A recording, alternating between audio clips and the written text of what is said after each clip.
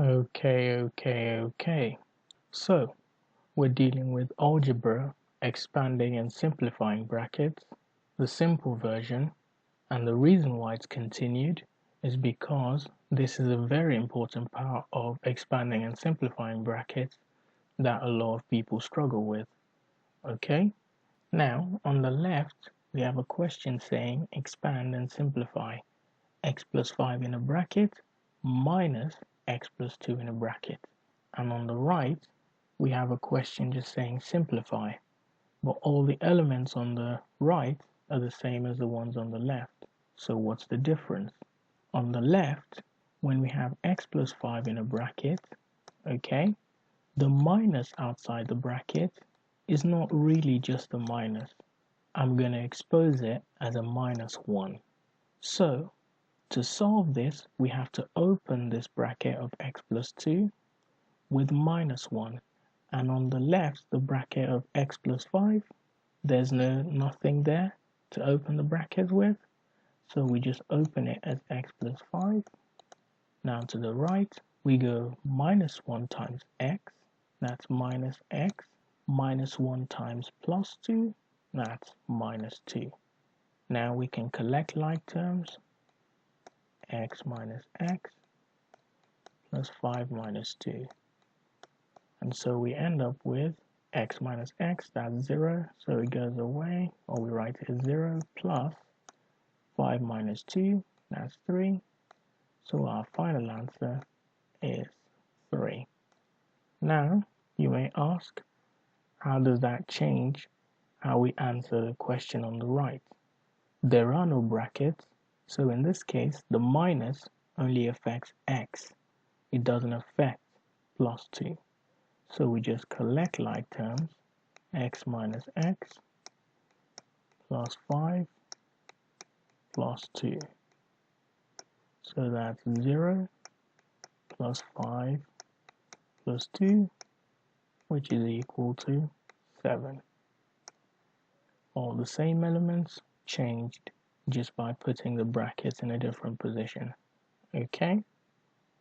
Now, on the left we have expand and simplify, 3x plus 7 in a bracket, minus 4x minus 5 all in a bracket, and on the right we have all the same elements without the brackets.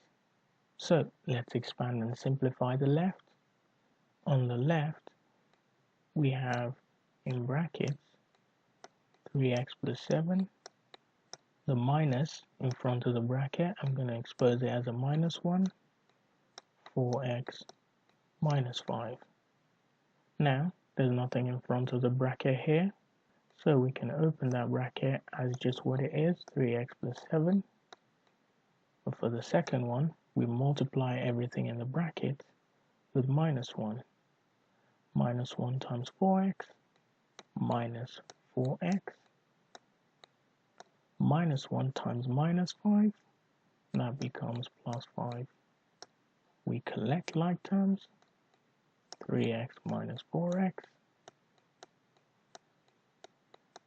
plus 7 plus 5. So 3x minus 4x, that becomes minus x. And 7 plus 5, that's 12. So our final answer is minus x plus 12. And some people can rearrange and write it as 12 minus x. Same thing, you still have a minus x and you still have a plus 12. In this case, the plus is hidden because it's at the front.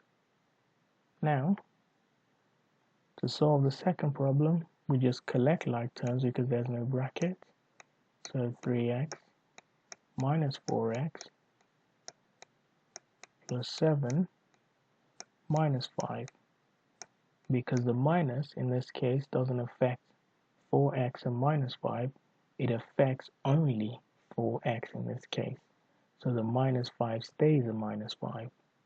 So 3x minus 4x minus 1x actually. That's why I forgot to show in the last one. It's minus 1x plus 2. but you can always hide the 1 and we can call it just minus x plus 2. Or we can rearrange and put the plus 2 in front and hide the plus as just 2 and put the minus x at the back. So 2 minus x. Okay.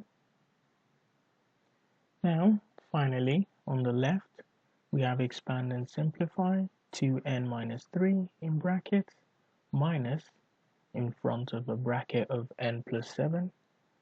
And on the right, we have to simplify the same elements without the brackets. At this point, you should have a jump on what I'm going to do.